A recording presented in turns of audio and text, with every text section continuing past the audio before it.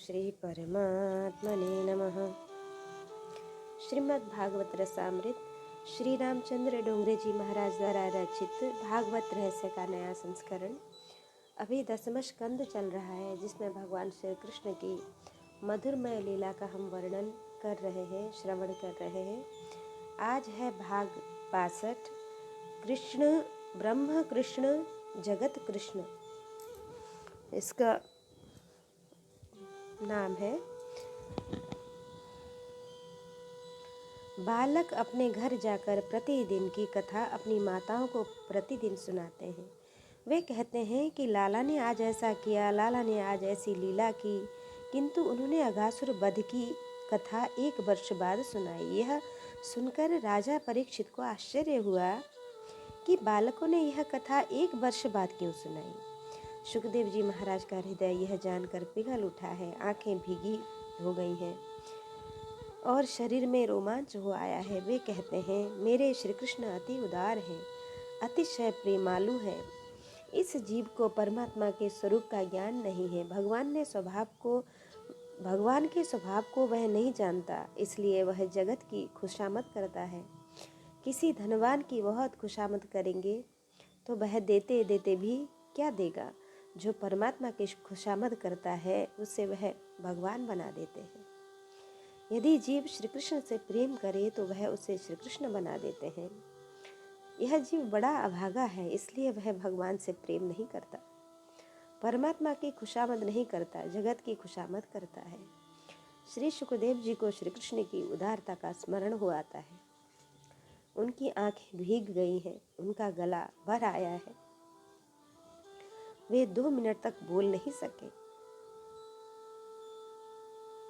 जब वैष्णव जन कीर्तन करते हैं तब उन्हें अपने देह का भान होता है।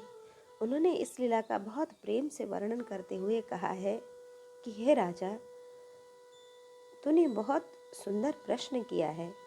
अघासुर के मारने के बाद बालकों ने लाला से कहा कि कन्हैया बहुत भूख लगी है।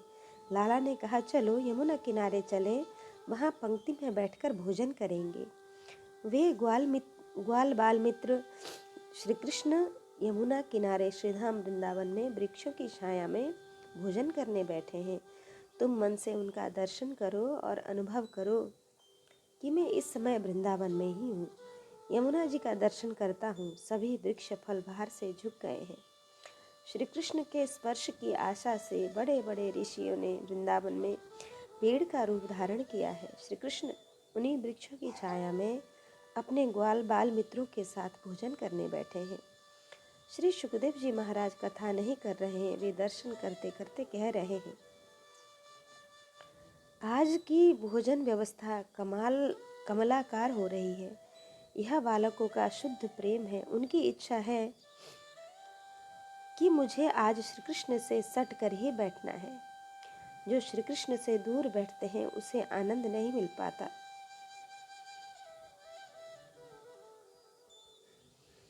श्री कृष्ण को स्पर्श कर बैठने वाले को ही आनंद प्राप्त होता है।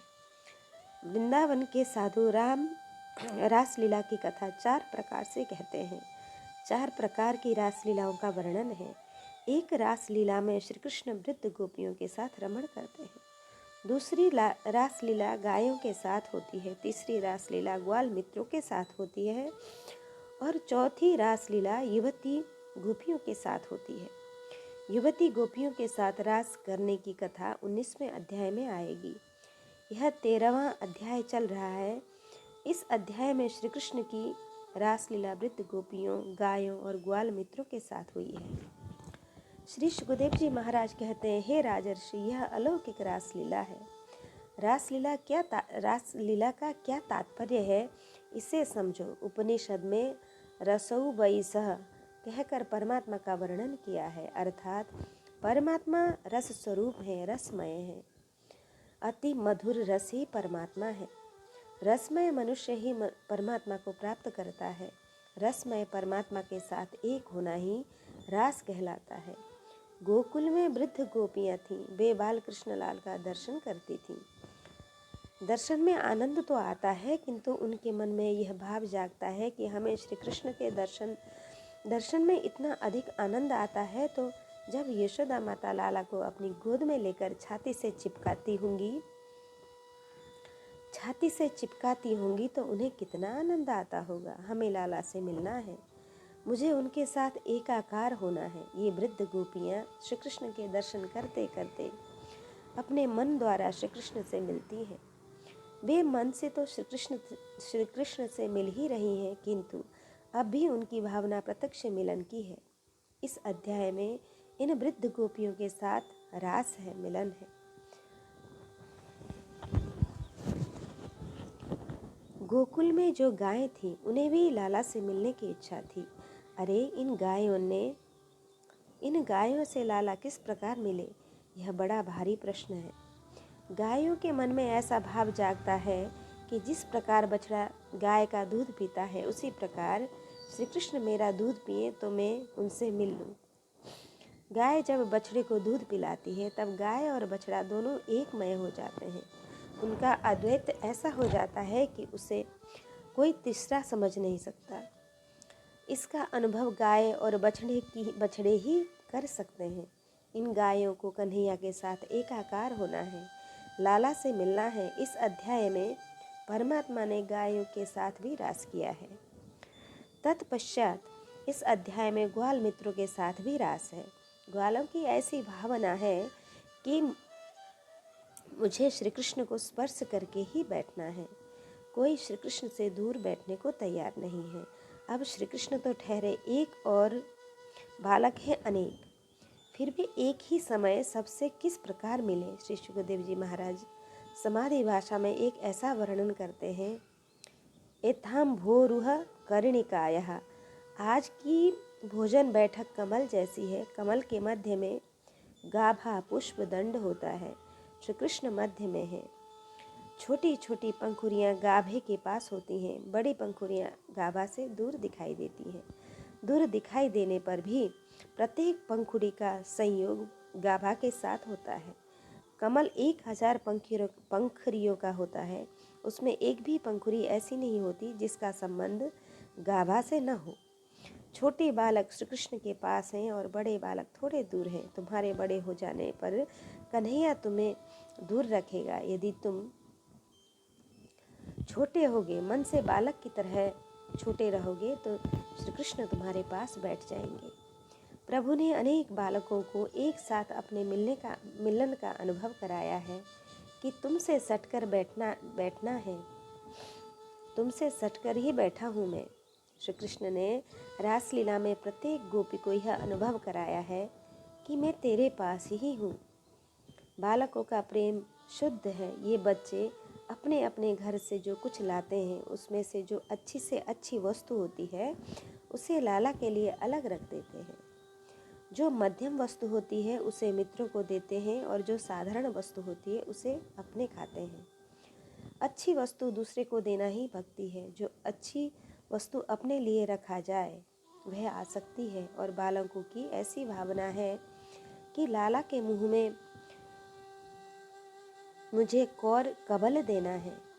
यदि मैं श्री कृष्ण से दूर बैठूं तो मुंह में कौर किस प्रकार दे सकूंगा। बालक प्रेम से लाला को भोजन कराते हुए कहते हैं, लाला मेरी माँ ने तेरे लिए जलेबी बनाई है। उसने मुझसे कहा है कि तू इसे लाला के हाथ में मत देना, उसके मुंह में ही खिला देना। लाला मैं इसे तेरे मुंह में ही दूंगा। कन्हैया भोजन में भी बालकों को बोध देता है और कहता है कि तू मुझ अकेले को ही जलेबी देता है, मेरे मित्रों को नहीं देता। मेरे गुरु ने मुझे यह विशेष रूप से सिखलाया है, जो अकेला खाता है वह दूसरे जन्म में बिल्ली हो जाता है। इसलिए किसी दिन अकेले नहीं खाना चाहिए। कुछ लोग ऐसे होते हैं कि जो वस्तु अधिक हो तो देने की उदारता दिखाते हैं, किंतु थोड़ी होने पर उसे छिपा रखते हैं। यदि अंगूर खाते हों और उस समय अपने किसी साथी को आते हुए देखते हैं जिनके साथ 2 बच्चे हैं, तो तुरंत ही अपनी पत्नी से कहते हैं इसे अंदर रख दो। वे आते हैं। इसलिए जय श्री कृष्ण किया जाता है। वह पूछता है कि क्या कह रहे हो, तो जवाब मिलता है कि कुछ नहीं, खाली बैठे हैं। मित्र ने देखा था इसकी सीढ़ी चढ़ते समय मुंह कुछ हिल रहा था। यह कुछ खाता होगा, लेकिन यह बात बदल गया। जगत में कोई मूर्ख नहीं है। जो दूसरे को मूर्ख समझता है वही मूर्ख होता है। यदि यह समझते हैं कि जीव ईश्वर का अंश है, यदि तुम खाने बैठे हो और उसी समय तुम्हारे घर कोई आ जाए तो ऐसा मानना कि इस अन्न में इसका भी भाग है। वह अपना भाग लेने आया है, अर्थात वह खाने आया है। आज उसका भाग नहीं दोगे तो एक दिन ब्याज के साथ उसे देना पड़ेगा। दूसरे को देने से कुछ घटता नहीं है बल्कि बढ़ता है। जिसका मन बड़ा है उसके घर में कमी नहीं होती। मन बड़ा रखो। कोई चीज़ थोड़ी हो तो थोड़े में भी थोड़ा दूसरे का भाग कर दो। कन्हैया उस बालक को समझाता है, सभी को जलेबी दो। वह बालक सभी को जलेबी देने के बाद लाला के मुंह में जलेबी डालता है। कन्हैया उसे खाता है, उसकी प्रशंसा करता है और कहता है कि तेरी माँ ने जलेबी बहुत अच्छी बनाई है। ऐसी जलेबी मेरी माँ को बनानी नहीं आती।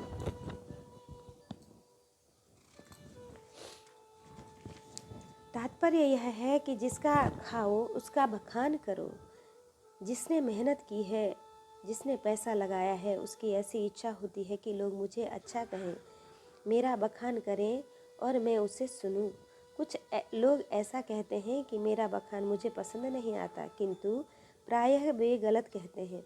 अपना बखान सभी को पसंद आता है, क्योंकि बखान सुनने के बाद क्या नया उत्साह आता है, थकावट उतर जाती है। दूसरा एक बालक आया और उसने कहा, कन्हैया मैं तो बर्फी लाया हूँ, मैंने सभी को दे दी है, तू ही अकेला बाकी है।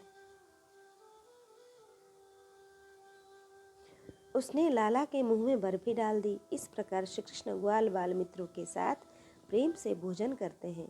तुम इसका दर्शन मन से करो और ऐसी भावना करो कि मैं इस समय वृंदावन में हूँ, श्री कृष्ण के ग्वाल बाल मित्रों के साथ मंडल में हूँ। मैं लाला के लिए अच्छी सामग्री ले आया हूँ, मैं लाला को खिला रहा हूँ। उस समय तुमको समाधि लग जाएगी। यह मन संसार की लीला का चिंतन करने से बिगड़ गया है। यह यदि श्री कृष्ण लाला का चिंतन करे तो धीरे धीरे सुधर सकता है। कन्हैया बर्फी खाता है और बखान करता है कि यह बहुत अच्छी है। श्री कृष्ण के बाल मंडल में एक ब्राह्मण का बालक भी है। वह शांडिल्य ऋषि का पुत्र है। उसका नाम मधुमंगल है। उस बालक की उम्र 4-5 वर्ष की है। नंद बाबा ने शांडिल्य ऋषि से कहा है कि यज्ञोपवीत करने के बाद आपका बालक हमारे घर में नहीं खाएगा। अभी उसको जनेऊ नहीं दिया गया है, इसलिए रोज सुबह शाम हमारे यहाँ भोजन करने के लिए भेजना। वह पुरोहित महाराज का लड़का था, इसलिए यशोदा माता उसका बहुत आदर करती है। उसे लाला के साथ ही भोजन करने के लिए बिठाती हैं। यशोदा मैया यदि लाला के लिए कुछ बनाती तो बनाने के बाद सबसे पहले पुरोहित महाराज के लड़के को देती, इसके बाद लाला को देती। यशोदा माता की ऐसी भावना है कि पुरोहित महाराज के आशीर्वाद से बालक का जन्म हुआ है। कन्हैया उसका यजमान है, इसलिए वह रोज लाला के घर भोजन करने आता है। आज कन्हैया मधुमंगल के पीछे पड़ गया और कहा कि तू प्रतिदिन मेरे घर खाने आता है, लेकिन किसी दिन अपने घर मुझे भोजन के लिए नहीं बुलाता। आज मुझे तेरे घर का भोजन करना है। तू अभी अपने घर जा और तेरी माँ ने जो कुछ बनाया हो उसे ले आ। यह सुनकर मधुमंगल थोड़ा शर्मा गया और सोचने लगा कि मेरी माँ ने कभी लाला को अपने घर नहीं बुलाया। वह दौड़ते दौड़ते अपने घर गया। उसकी माँ का नाम पूर्णमासी था। उसने माँ से कहा कि लाला को अपने घर क्यों नहीं बुलाती? तूने अपने घर जो खाने की चीज़ तैयार की हो उसे लाला को खाने की इच्छा प्रबल हो उठी है, तो उसमें से मुझे थोड़ा दे दे। पूर्णमासी जानती थी कि कन्हैया परमात्मा है। आज परमात्मा को मेरे घर की वस्तु खाने की इच्छा हुई है। परमात्मा तो मांगता है, किंतु मैं उन्हें क्या दूं? पूर्णमासी का हृदय पिघल गया है। वह बोली, बेटा मैं घर में रसोई करती ही नहीं हूँ। तेरे पिता महान तपस्वी भक्त हैं, उन्हें खाने के लिए अधिक फुर्सत ही नहीं मिलती। शांडिल्य ऋषि ऐसे तपस्वी ब्राह्मण हैं कि सवेरे 4 बजे उठते हैं, यमुना स्नान कर आसन पर बैठते हैं और रात के 7-8 बजे तक नित्य कर्म पूरा करते हैं। उन्होंने सत्कर्म के इतने अधिक नियमों का पालन किया था कि एक पूरा हो तो दूसरा शुरू करें। प्रातः संध्या पूरी होने पर सूर्य नारायण को अर्घ्य देते हैं, वंदन करते हैं। इसके बाद उनकी स्तुति करते हैं। फिर गणपति महाराज की पूजा, शंकर पार्वती की पूजा, लक्ष्मी नारायण की पूजा करते हैं। वेद मंत्र बोल बोल कर एक एक देवता की अभिषेक के साथ पूजा करते करते 12 बज जाते हैं। 12 बजने के बाद मध्याह्न की संध्या करते हैं। मध्याह्न की संध्या में गायत्री का जप करते हैं, वेदाध्ययन करते हैं, देव ऋषि पितरों का तर्पण करते हैं। महाराज का नियम है कि प्रतिदिन प्रभु के नाम के 21,000 जप नियम पूर्वक करें। ब्राह्मण का अवतार खाने के लिए नहीं बल्कि सारे दिन भक्ति करने के लिए है। 1 घंटे में 900 श्वास ली जाती हैं। इस प्रकार 24 घंटे में 21,600 श्वास ली जाएंगी। प्रत्येक श्वास पर भगवान का जप होना चाहिए। वे प्रभु के नाम का 21,600 जप करते हैं। प्रत्येक श्वास पर भगवान का जप होना चाहिए। वे प्रभु के नाम का 21,600 जप करते हैं। यह सब करते करते सायंकाल की संध्या का समय हो जाता है। सायंकाल की जो संध्या होती है उसका समय हो जाता है। फिर वे सायं संध्या करते हैं। भला उन्हें खाने की फुर्सत ही कहाँ है। सायं संध्या के बाद रात को 2-4 केले खाकर सो जाते हैं। कभी कभी दूध पीकर सो जाते हैं। पूर्णमासी महान पतिव्रता हैं। यह सोचकर कि मेरे पतिदेव भोजन नहीं करते तो मुझे भी भोजन नहीं करना है, इसलिए वह घर में रसोई ही नहीं बनाती। उसके घर में एक लड़का है, वह रोज नंद बाबा के घर खाने जाता है, फिर रसोई की आवश्यकता किसके लिए। पूर्णमासी सारे दिन पतिदेव की सेवा में रहती हैं। पतिदेव फल खाएं तो रात को वह बाकी बचे 2-4 फल खाकर उनके चरणों में सो जाती हैं। पति पत्नी सारे दिन तपश्चर्या करते हैं। उनका घर तपस्वी ब्राह्मण का घर है। उनके घर में कुछ नहीं है किंतु संतोष है। जहाँ संतोष है वहाँ सब कुछ है। जहाँ संतोष नहीं है वहाँ सब कुछ होने पर भी कुछ नहीं है। पूर्णमासी को संतोष है। वह कहती हैं कि मैं गरीब हूँ किंतु मैंने पूर्व जन्म में कुछ पुण्य तप किया था, जिससे मुझे ऐसे पति प्राप्त हुए हैं। उसके पति को पैसे के लिए कोई प्रवृत्ति करने की इच्छा नहीं होती। वे सारे दिन भक्ति करते हैं। वे प्रायः गरीबी में ही रहते हैं। जो सारे दिन भक्ति करता है वह लक्ष्मी को पसंद नहीं होता। लक्ष्मी जी को मन में ऐसा लगता है कि यह व्यक्ति मुझे अपने मालिक के साथ 5-7 मिनट भी एकांत में बोलने नहीं देता। यह यहाँ से चला जाए तो मैं कुछ अपनी निजी बात करूं। यह तो मेरे पतिदेव का चरण छोड़ता ही नहीं। इसलिए जो दिन भर भक्ति करता है वह लक्ष्मी जी को नहीं सुहाता। जो भगवान को छोड़कर प्रवृत्ति करता है वह लक्ष्मी जी को सुहाता है। पूर्णमासी ने सुना कि लाला को मेरे घर की वस्तु खाने की इच्छा हुई है। यह सुनकर उनका हृदय भर आया। भला यह गरीब ब्राह्मणी लाला को क्या दे। यशोदा जी रोज मुझसे कहती हैं कि मुझे कुछ सेवा बताओ, किंतु मेरे पतिदेव किसी की सेवा लेते ही नहीं।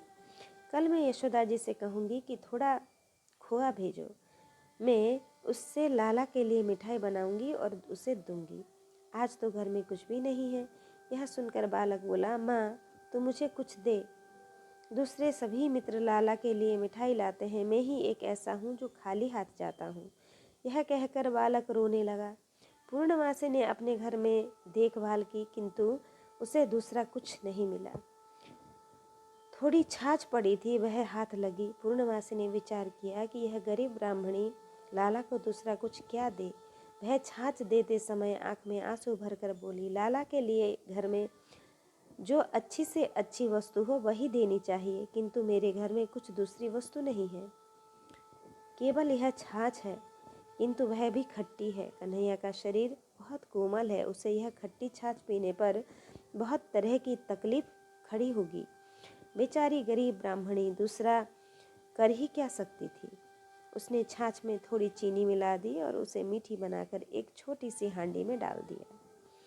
उसने बालकों के साथ हाथ में वह हांडी देते हुए कहा, बेटा आज मैं लाला के लिए छाछ दे रही हूँ, किंतु कल मैं उसके लिए मिठाई बना दूंगी। आज मेरे घर में कुछ नहीं है। लाला से कहना कि यह छाछ देते हुए मेरी माँ रोने लगी थी।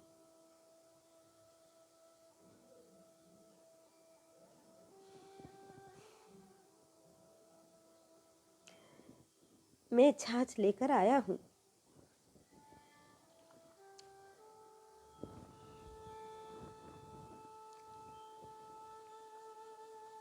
गरीब ब्राह्मण का बालक प्रेम से वह छाछ लेकर आया है, लेकिन उसे लाला को छाछ देने की हिम्मत नहीं होती। वह जानता है कि कन्हैया परमात्मा है। यदि उसे छाछ दूं तो मुझे भी जन्म भर छाछ ही पीनी पड़ेगी। हमें लाला को अच्छी से अच्छी वस्तु देनी चाहिए। यह छाछ लाला को नहीं दी जा सकती, इससे मैं ही पी जाऊं। कल मेरी माँ मिठाई बनाएगी, वह मिठाई लाकर मैं लाला को दूंगा। यह विचार कर मधुमंगल छाछ पीने लगा।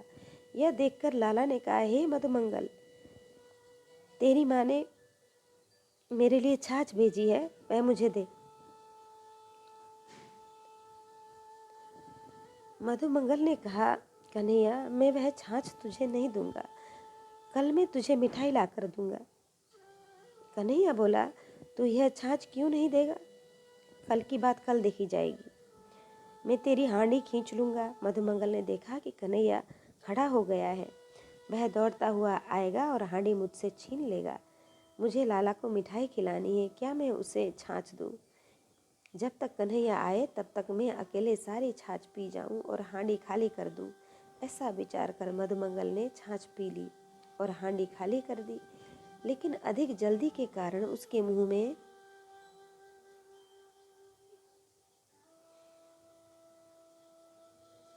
मुंह में से छाछ की एक धारा बाहर निकल पड़ी। वह प्रेम में देह का भान भूल गया था।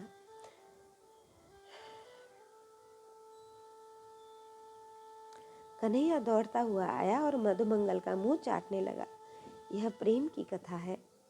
यह जीव जब परमात्मा के साथ प्रेम करते हुए अपना देह भान भूल जाता है, तब परमात्मा भी उसके सामने अपना ईश्वरत्व भूल जाते हैं।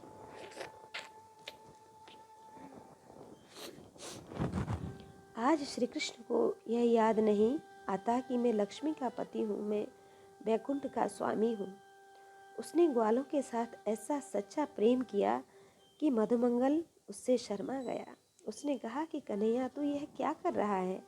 लाला ने कहा, तेरे घर की झूठी छाछ भी यदि मुझे मिल जाए तो मेरी बुद्धि सुधर जाए।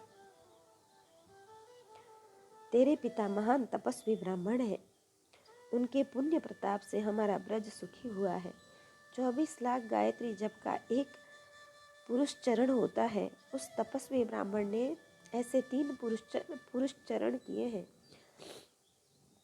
दिन में 3 बार नियमित रूप से संध्या करता है। भगवान भी उसके घर का मांगकर भोजन करते हैं। लाला ने मधुमंगल के पिता का खूब बखान किया। गरीब ब्राह्मण का बालक अपने पिता का बखान सुनकर खूब खुश हो गया और लाला के कंधे पर हाथ रखकर कहा, कन्हैया मेरे घर में आज कुछ नहीं था, इसलिए मेरी माँ रोने लगी थी।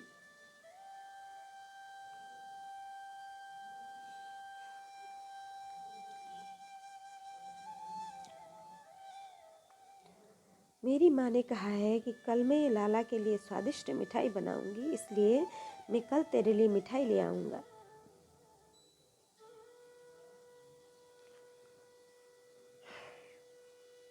आकाश में ब्रह्मादि देवता इस लीला का दर्शन करते हैं।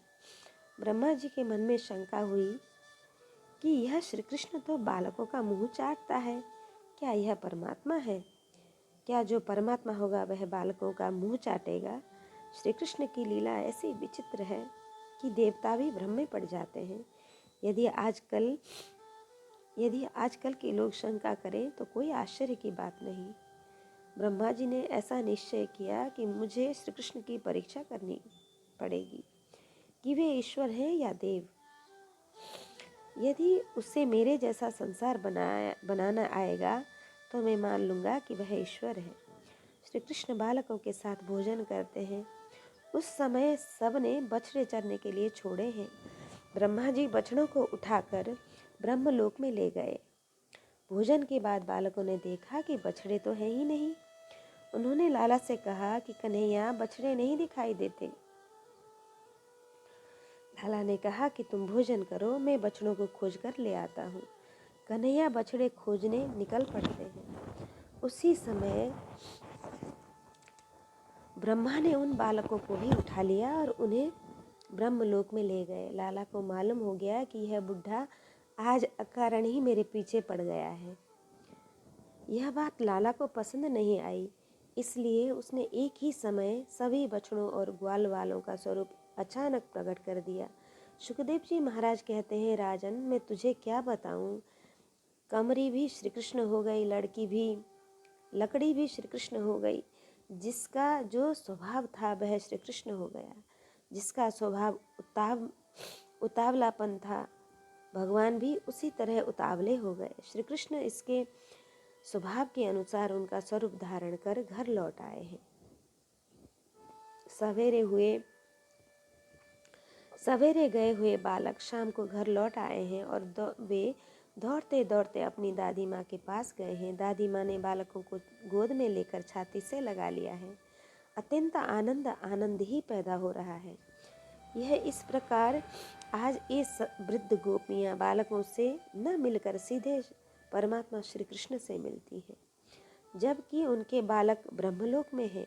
इन वृद्ध गोपियों को श्री कृष्ण मिलन की तीव्र भावना थी, इसलिए बालकों के स्वरूप में श्री कृष्ण उनके घर आए हैं। वृद्ध गोपियों से मिलते हैं तथा एक एक का मनोरथ सफल करते हैं।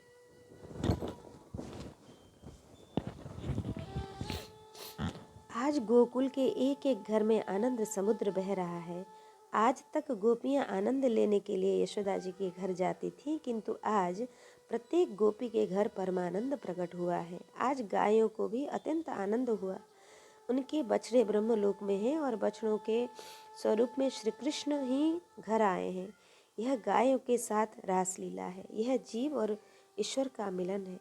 गायों को अत्यंत आनंद हो रहा है। ग्वाल गायों को रोकने के लिए जाते हैं, लेकिन उन्हें अपने बछड़ों के प्रति ऐसा अलौकिक प्रेम जागा है कि वे दौड़ती बछड़ों के पास चली जाती हैं। यह देखकर ग्वालों को आश्चर्य होता है। इस प्रकार गायों को ब्रह्म संबंध प्राप्त हो गया है।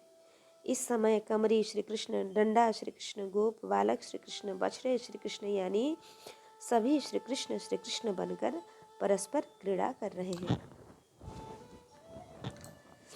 ज्ञानी पुरुष आत्मस्वरूप में रमण करते हैं, विहार करते हैं। वेदांत का विवर्तवाद और वैष्णवाचार्यों का ब्रह्म परिणामवाद, इन दोनों का उद्भव इस लीला से हुआ है। भागवत में इन दोनों वादों का समन्वय किया है। वेदांत का ऐसा कहना है कि ब्रह्म तत्व सत्य है, सभी में ब्रह्म ही सत्य है। माया के कारण यह संसार चित्र विचित्र दिखाई देता है। प्रभु के सहारे यह संसार दृष्टिगोचर होता है। सिनेमा के पर्दे पर अनेक चित्र दिखाई देते हैं। कभी उस पर जोरदार बरसात दिखाई देती है, सभी समुद्र उछलता है और कभी जोरदार बारिश दिखलाता है। चित्र में यह भले ही दिखाई दे, किंतु पर्दे का एक सूत भी भीगता नहीं है। ब्रह्म एक सच्चा आधार है, सहारा है। ब्रह्म में माया के कारण यह संसार चित्र विचित्र रूप में दिखाई देता है। लकड़ी और बछड़ा दिखाई देते हैं, किंतु वे श्री कृष्ण हैं। उन्हें छोड़ कुछ दूसरे नहीं। माया के कारण विविधता दिखाई देती है। इस प्रकार की अनेकता और विविधता ही अविद्या है। इसलिए ज्ञानी महापुरुष इसे माया का भंवर मानते हैं। वैष्णवाचार्यों का कथन है कि यह जगत ब्रह्म का परिणाम है, अर्थात ब्रह्म ही एक प्रकार से जगत है। ब्रह्म ही अनेक स्वरूप धारण करता है और सभी वही सर्वत्र दिखाई देता है। श्री कृष्ण ही अनेक रूपों में दर्शन देते हैं। श्री सुखदेव जी महाराज वर्णन करते हैं, यह लीला 1 वर्ष तक चलती रही। किसी को वास्तविक बात खबर न पड़ी। श्री कृष्ण अनेक बछड़ों के स्वरूप में, अनेक ग्वाल बालों के स्वरूप में स्वयं अपने स्वरूप के साथ क्रीड़ा कर रहे हैं। महान योगी अपने ही आत्मा में अथवा आत्मरति में ही लीन रहते हैं। ब्रह्मा जी ने विचार किया कि ग्वाले बहुत दुखी हुए होंगे, रोते होंगे। उन्हें देखने के लिए वे गोकुल में आए। उन्हें यह देखकर आश्चर्य हुआ कि एक भी बालक कम नहीं हुआ है, सभी दिखाई दे रहे हैं। अब ब्रह्मा जी विचार में पड़ गए कि मैंने जिन्हें ब्रह्मलोक में रखा है वे सच्चे हैं अथवा जो सामने दिखाई दे रहे हैं वे सच्चे हैं। उस समय लाला ने एक और चमत्कार दिखाया। वे ब्रह्मा जी का स्वरूप धारण कर उनकी गद्दी पर जा बैठे और उनके सेवकों से कहा, अब मैं अंदर आराम कर रहा हूँ। आजकल एक भूत जैसा नकली ब्रह्म उत्पन्न हुआ है। वह कदाचित आधे घंटे बाद यहाँ आएगा। तुम उसके लिए मुझसे पूछे बिना ही बाहर छड़ी से अच्छी तरह से उसकी पूजा करना। श्री कृष्ण ब्रह्मा होकर उनकी गद्दी पर बैठे हैं और आराम कर रहे हैं। ब्रह्मा विचार करते करते गोकुल से ब्रह्मलोक में आते हैं।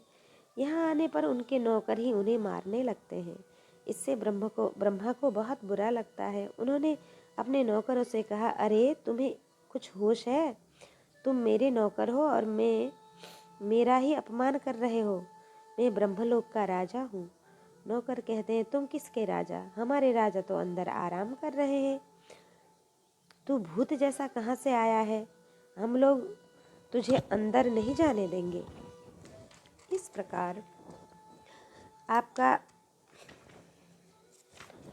प्रकार लाला की परीक्षा करने वाले बूढ़े ब्रह्मा की ही परीक्षा हो गई। मार पड़ने पर ही अक्ल आती है, मार न पड़े तो बुद्धि नहीं आती। यह एक सिद्धांत है। ब्रह्मा जी ने आंखें बंद कर ज्यों ही ध्यान लगाया तो उन्हें विश्वास हो गया कि मेरी गद्दी पर श्री कृष्ण कन्हैया लाल विराजमान है। यह बस श्री कृष्ण की लीला है। वास्तव में श्री कृष्ण देव नहीं है, सर्व देवों के देव हैं, परमात्मा है। ब्रह्मा जी को पश्चाताप होने लगता है कि मैंने भूल की है, परमात्मा का अपमान किया है। क्या अब मैं उनके पास जाकर क्षमा मांगूं? ब्रह्मा जी जिस समय क्षमा मांगने आए उस समय अकेले बछड़े और अनेक ग्वाल बालों में श्री कृष्ण का जो स्वरूप था वह एक ही क्षण में अंतर्ध्यान हो गया।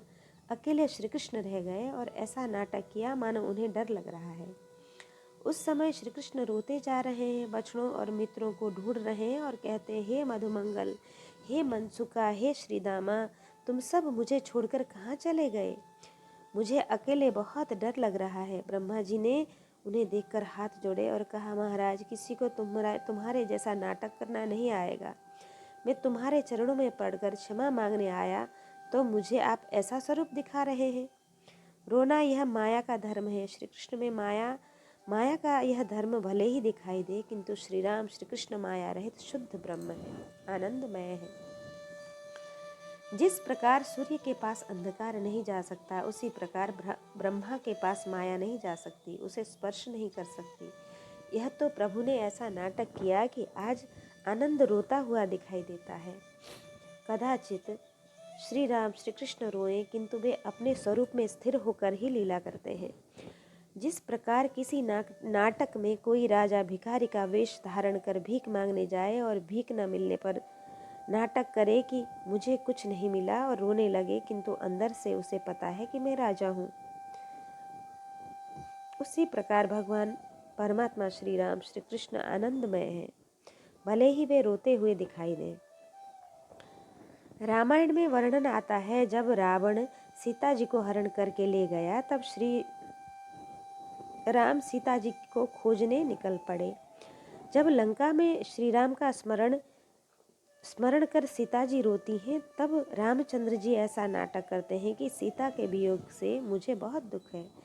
यदि कभी भक्त भगवान के वियोग में रोने लगे तब भगवान कभी कभी ऐसी लीला करते हैं कि मुझे भक्त का वियोग सहन नहीं होता।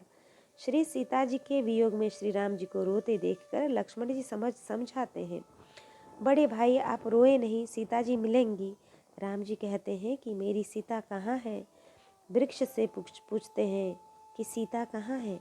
श्री राम जिस समय दंडकारण्य से होकर गुजर रहे थे, उस समय भगवान शंकर सती जी के साथ उसी मार्ग में आ जाते हैं और उन्हें श्री राम लक्ष्मण के दर्शन होते हैं। शिव जी वृक्ष की ओट में खड़े हैं, प्रेम से उनका दर्शन करते हैं। शरीर रोमांच का अनुभव करता है। उन्होंने अपने दोनों हाथ जोड़ लिए। यह कैसा नाटक है? मनुष्य जैसी लीला हो रही है। आज आनंद रोता रोता जा रहा है। श्री राम आनंदमय है, श्री कृष्ण आनंदमय है। शिवजी महाराज वृक्ष की ओट में खड़े होकर वंदन करते हैं। वे सोचते हैं कि यदि मैं सामने जाकर वंदन करूं तो भगवान की लीला में विघ्न पड़ेगा। सीता जी ने पूछा कि आप किसे वंदन करते हैं? शिवजी ने कहा, ये परमात्मा है, मैं इनको वंदन करता हूँ। सती जी ने कहा, यह तो रोते रोते जा रहे हैं, क्या आनंद कभी इस प्रकार रोएगा? यह तो राजा दशरथ के पुत्र हैं। शिवजी ने कहा, ये राम है, परमात्मा है, मेरे इष्ट देव हैं। ये राम सर्वमय है, ये अंदर से आनंदमय है, सावधान है। यह तो लीला कर रहे हैं। सती जी को इस बात पर विश्वास नहीं होता। वे कहती हैं कि मैं इनकी परीक्षा लूंगी। शिवजी ने परीक्षा लेने की अनुमति दी। सती जी परीक्षा लेने निकल पड़ी। श्री रामचंद्र जिस मार्ग से आने वाले हैं, उसी मार्ग पर वे सीता का रूप धारण कर खड़ी हो गई। सती जी ने सोचा कि राम जब सीता का स्वरूप देखेंगे तब एकदम प्रसन्न हो जाएंगे। सती जी को सामने खड़ी देखकर राम ने वह रास्ता छोड़ दिया और दूसरा रास्ता पकड़ लिया। सती जी ने यह समझा कि राम स्त्री वियोग में बहुत व्याकुल हैं, बहुत दुखी है, इसलिए उन्होंने मुझे नहीं देखा है। अतः वे फिर राम जी के रास्ते में चलकर आगे खड़ी हो जाती हैं। यह भी पुकार कर कहा कि मैं तो यहाँ खड़ी हूँ, क्यों रो रहे हो? आप क्यों रो रहे हो?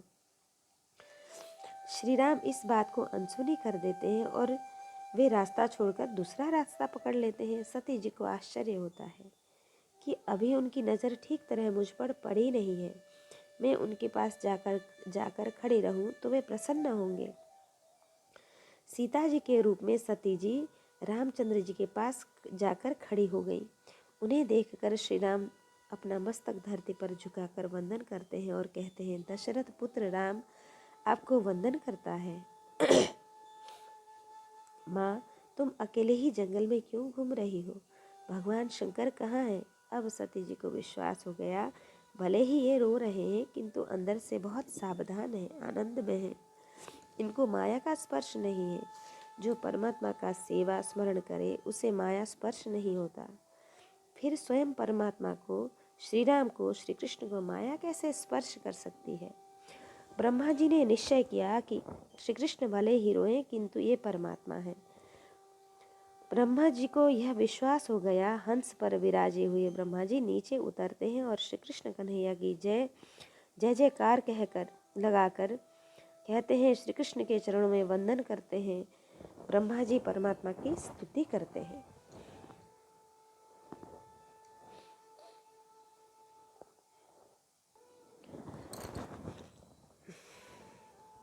आपका श्रीअंग मेघ जैसा है। आपने पीला पीतांबर धारण किया है और आपके गले में गुंजा अर्थात चढ़ोठी गुजराती शब्द ब्रह्मांड का आकार गुंजा जैसा है। श्री कृष्ण अनंत कोटि ब्रह्मांड के नायक हैं। उन्होंने ब्रह्मा जी को बतलाया कि तुम तो एक ही ब्रह्मांड के ब्रह्मा हो। ऐसे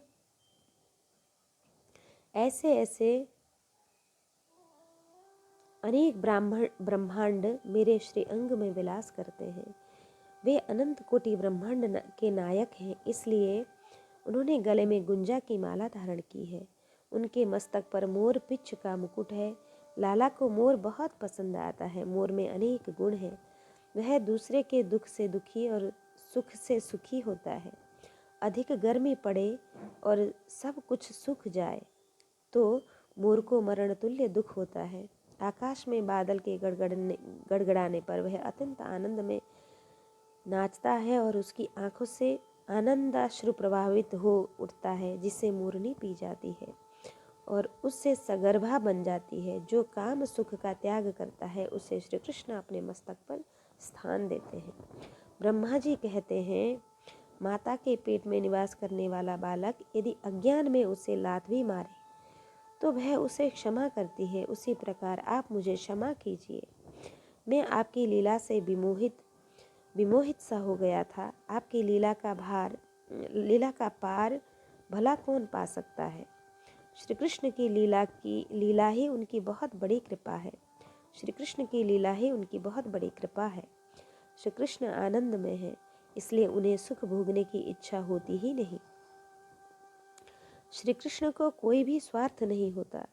परमात्मा जो कोई काम करता है वह हमारे लिए करता है। यह जीव ईश्वर का है। परमात्मा का होते हुए भी यह जीव अपने को भूल गया है। यह जीव ऐसा मानता है कि मैं जगत का हूँ, मैं ही जगत हूँ, मैं किसी स्त्री का हूँ, मैं किसी पुरुष का हूँ। जीव का जगत से जो संबंध है वह कच्चा है। केवल श्री कृष्ण के साथ ही स्थापित होने वाला संबंध सच्चा है। यह जीव भगवान का होने पर भी संसार के उलझन में पड़ गया है। जीव के आकर्षण के लिए परमात्मा लीला करते हैं। श्री सुखदेव जी राजर्षि को सावधान करते हुए कहते हैं, संसार का चिंतन करने से मन वियोग में उलझ जाता है, विषयों में उलझ जाता है। किंतु श्री कृष्ण लीला में ऐसी दिव्य शक्ति है कि उनकी कथा सुनते ही अनायास हमारा मन संसार को भूल जाता है। मुक्ति मन को मिलाती है, आत्मा को नहीं मिलाती। आत्मा परमात्मा का अंश है। भला राजा के पुत्र को कौन बांध सकता है। हम सब राजा के बालक हैं, अतः राजकुमार को कोई रुला नहीं सकता। सुख और दुख की अनुभूति मन को होती है। मन संसार के वियोग में फंसता है, मन को बंधन होता है, आत्मा को कोई बंधन नहीं होता। आत्म स्वरूप के संबंध में संतों में थोड़ा मतभेद है। अनेक संत ऐसा मानते हैं कि आत्मा और परमात्मा दोनों एक ही हैं। आत्मा परमात्मा के स्वरूप में जो भेद दिखाई देता है वह सच्चा नहीं है, वह अज्ञान से पैदा हुआ है। अनेक साधु संत ऐसा मानते हैं कि जब जीव ईश्वर का अंश है, पर परमात्मा अंशी है। ज्ञानी पुरुषों का कथन है कि परमात्मा का स्वरूप ऐसा दिव्य है कि उसमें से थोड़ा भी अंश अलग नहीं हो सकता। जीव अंश नहीं है बल्कि अंश जैसा है। यदि 1 करोड़ रुपए में से 1 पैसा भी निकालो तो करोड़ का नाश हो जाता है, उसी के बाद वह करोड़ नहीं रहता। यदि जीव को ईश्वर का अंश माने तो यह प्रश्न उठ खड़ा होता है कि जीव के ईश्वर से अलग हो जाने पर परमात्मा का स्वरूप भंग हो जाता है। इसलिए ईश्वर से थोड़ा भी अंश अलग नहीं हो सकता। जीव अंश जैसा है वैसा ही परमात्मा का स्वरूप है। अनेक संत ऐसा मानते हैं कि जीव ईश्वर का अंश है। यदि परमात्मा सिंधु है तो जीव बिंदु है।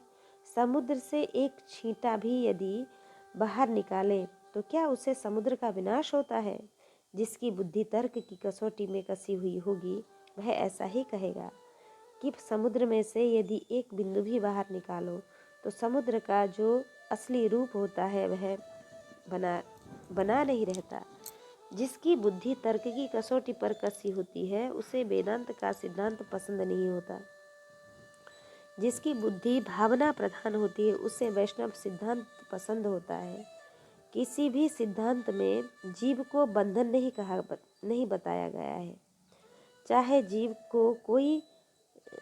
जीव को ईश्वर का अंश माने या उसे परमात्मा का स्वरूप माने, जो सिंह का बालक है वह सिंह ही होगा। जो परमात्मा का पुत्र है उसे कोई नहीं बांध सकता। जो राजा का बालक है उसे कोई रुला नहीं सकता। यह जीव अज्ञान के कारण ही दुखी होता है। दुख सुख का स्पर्श मन को होता है, बंधन मन को होता है। जब मन बंधन में होता है तब आत्मा को ऐसी प्रतीति होती है कि मैं बंधन में हूँ। मन को होने वाले बंधन का आरोप आत्मा अपने स्वरूप में करती है। आत्मा को किसी ने नहीं बांधा है।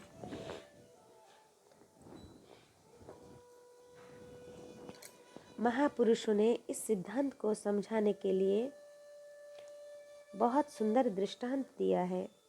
ईश्वर अंश जीव अविनाशी, चेतन अमल सहज सुख राशि। सो माया बस भयो गुसाई, बंध्यो बंध्यो कीट मरकट की नाई। वे कहते हैं कि बंदर बहुत चंचल होता है, वह जल्दी पकड़ा नहीं जा सकता। पारधी बंदर को पकड़ने की युक्ति करता है। जहाँ बंदर घूमते होते हैं वहाँ से छोटी सी हांडी में चना रख देते हैं। हांडी का मुंह संकरा होता है। बंदर चना देखते ही बहुत खुश हो जाता है। वह एकदम दोनों हाथ हांडी में डाल देता है। जब उसकी मुट्ठी में चना आ जाता है तब वो मुट्ठी फूल जाती है। फलतः उसका हाथ हांडी से बाहर नहीं निकल पाता। बंदर को ऐसी भ्रांति होती है कि हांडी में कोई भूत बैठा है, उस भूत ने मेरा हाथ पकड़ लिया। वास्तव में बंदर को किसी ने नहीं पकड़ा। हाथ में चना है, उसका हाथ बाहर नहीं निकलता। यदि वह चना छोड़ दे तो हाथ बाहर निकल सकता है। बंदर को चना बहुत भाता है, इसलिए वह हाथ में आए हुए चने को छोड़ने की इच्छा नहीं करता। यदि तुम्हारे हाथ में स्वादिष्ट केसरी पेड़ा आ जाए तो क्या तुम उसे छोड़ने की इच्छा करोगे? कुछ लोग ऐसे होते हैं जो पेड़ा इसलिए छिपाए रखते हैं कि उस पर किसी की नज़र ना पड़े तो आधा पेड़ा देना पड़ेगा। इस जीव को बंधन नहीं है, किंतु मन विषय में उलझा हुआ है। इसलिए जीव अपने अज्ञान के कारण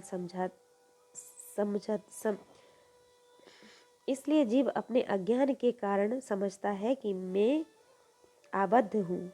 बंधन केवल मन का है। अनेक लोगों को व्यवहार में यह अनुभव होता है कि श्री ठाकुर जी ने मुझ पर बड़ी कृपा की है, मुझे किसी तरह की चिंता नहीं है, क्योंकि 2 लड़के काम धंधे में लग गए हैं। 2 लड़कों के लिए बंगले अलग अलग बनवा दिए हैं, उनमें झगड़ा होगा ही नहीं। मुझे कोई परेशानी नहीं है, कोई बंधन नहीं है। अब मैं स्वतंत्र हूँ।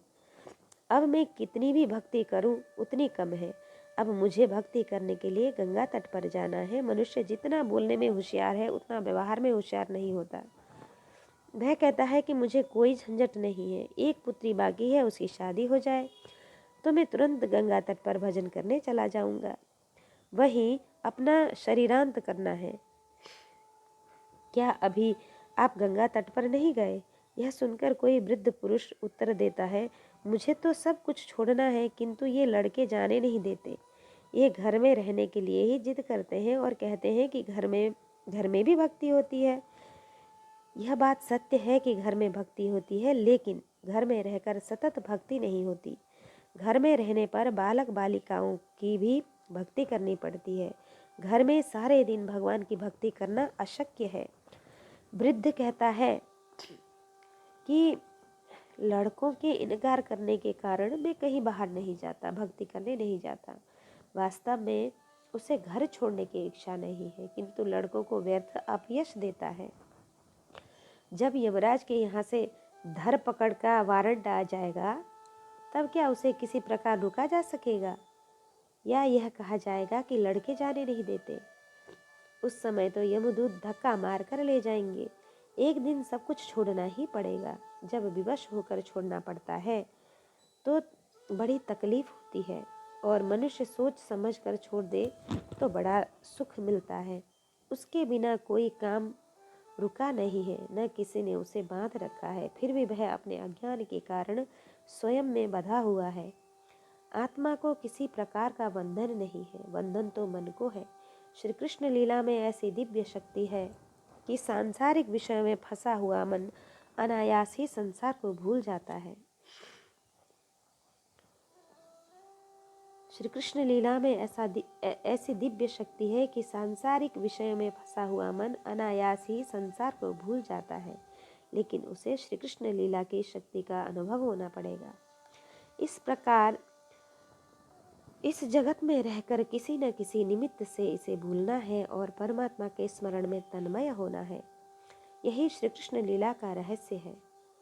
श्री कृष्ण की लीला अमृत है।